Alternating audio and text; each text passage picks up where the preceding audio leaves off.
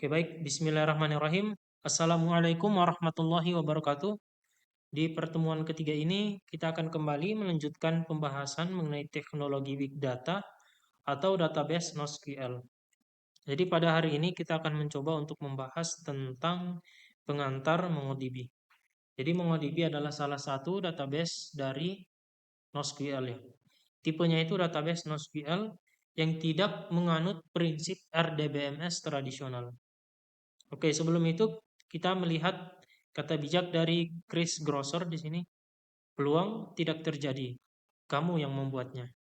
Jadi setiap peluang yang ada pada hidup kita, entah itu peluang untuk bergerak maju ataupun peluang untuk mengupgrade diri kita sendiri, itu sebenarnya tidak terjadi secara kebetulan, tidak terjadi secara cuma-cuma. Kebanyakan peluang itu terjadi ketika kita telah membuatnya terlebih dahulu. Nah, ini bisa kita terapkan pada beberapa tujuan hidup kita, terutama dalam hal cita-cita, dalam hal keinginan, kebutuhan, dan lain sebagainya. Jadi peluang tidak terjadi, kamu yang membuatnya. Oke, kita lanjut ke pembahasan MongoDB. MongoDB adalah salah satu database penyimpanan dokumen NoSQL yang terkemuka. Jadi MongoDB ini bertipe dokumen NoSQL, memungkinkan organisasi untuk menangani dan mendapatkan wawasan yang berarti dari big data. Pengantar MongoDB. Beberapa perusahaan terkemuka dan perusahaan IT konsumen telah memanfaatkan kemampuan MongoDB dalam produk dan solusi teknologi mereka, terutama dalam hal solusi pemrosesan data. Nah, pada rilis MongoDB versi 3.0 memperkenalkan mesin penyimpanan yang dapat dijalankan oleh manajer operasi dan telah memperluas rangkaian aplikasi yang paling cocok untuk MongoDB.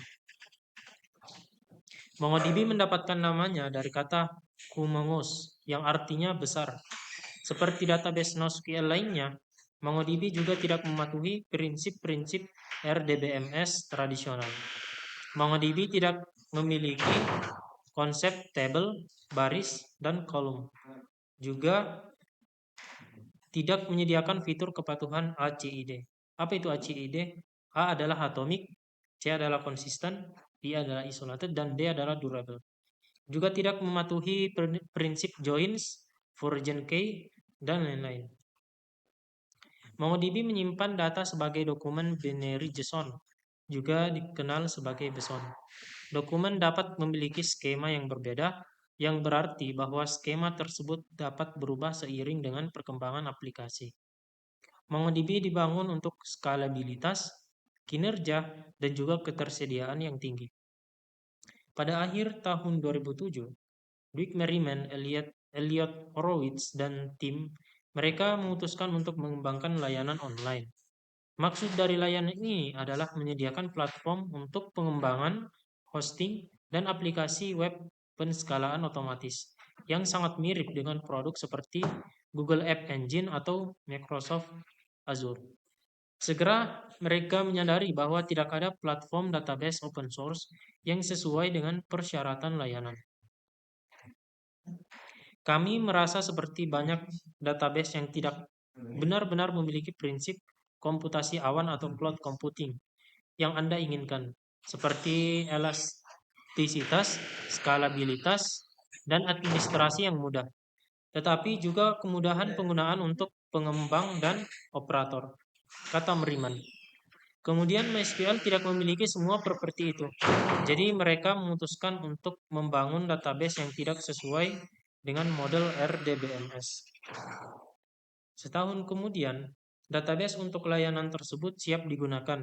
Layanan itu sendiri tidak pernah dirilis, tetapi tim memutuskan pada tahun 2009 untuk membuka sumber database sebagai MongoDB.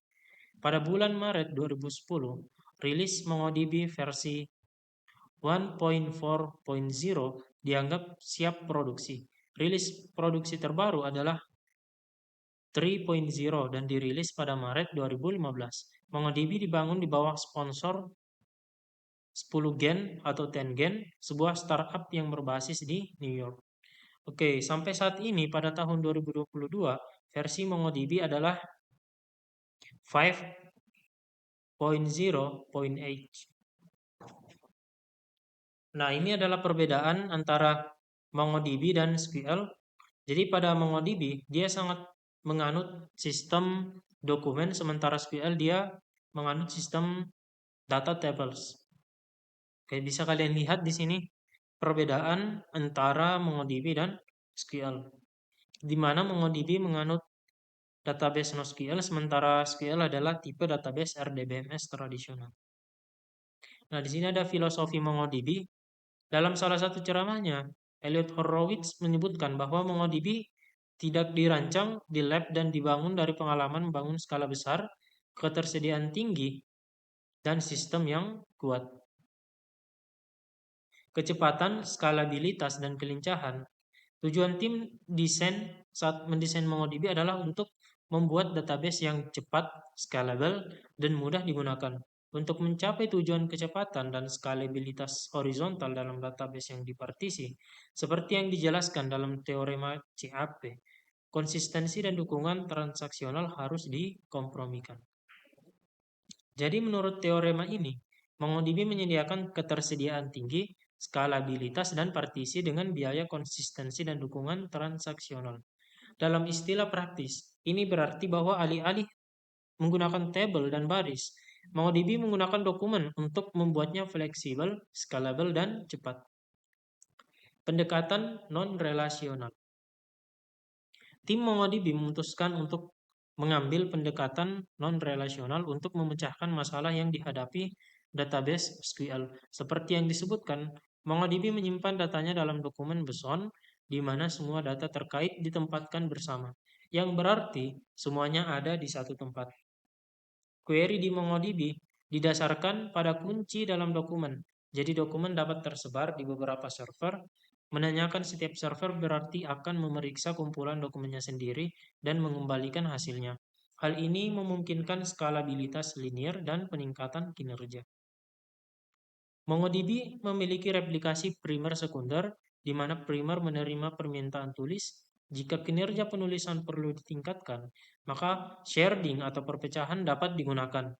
Ini membagi data di beberapa mesin dan memungkinkan beberapa mesin ini untuk memperbaharui bagian yang berbeda dari kumpulan data atau dokumen. Sharding adalah otomatis di MongoDB.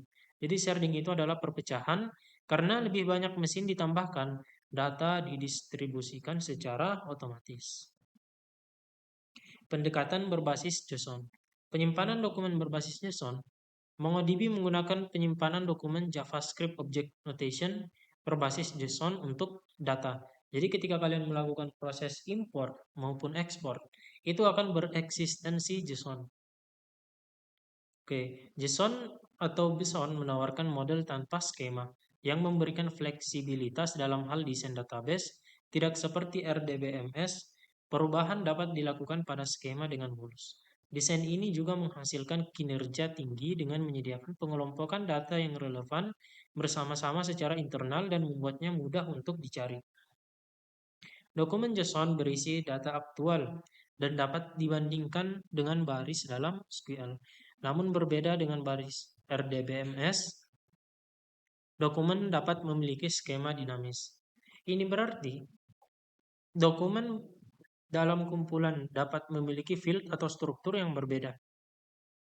Atau field-field yang umum dapat memiliki tipe data yang berbeda. Untuk membuat MongoDB berkinerja tinggi dan cepat, fitur tertentu yang umumnya tersedia di sistem RDBMS tidak tersedia di MongoDB. MongoDB adalah DBMS tanpa R. R-nya itu adalah relationship atau relasional. Jadi MongoDB adalah DBMS berorientasi dokumen, di mana data disimpan sebagai dokumen yang di mana itu tidak mendukung fitur join dan tidak memiliki transaksi yang sepenuhnya digeneralisasi. Salah satu keputusan desain utama adalah kemampuan untuk menjalankan database dari mana saja, yang berarti database harus berjalan di server virtual machine atau bahkan di cloud. Bahasa yang digunakan untuk mengimplementasikan MongoDB adalah C++ yang memungkinkan MongoDB untuk mencapai tujuan ini.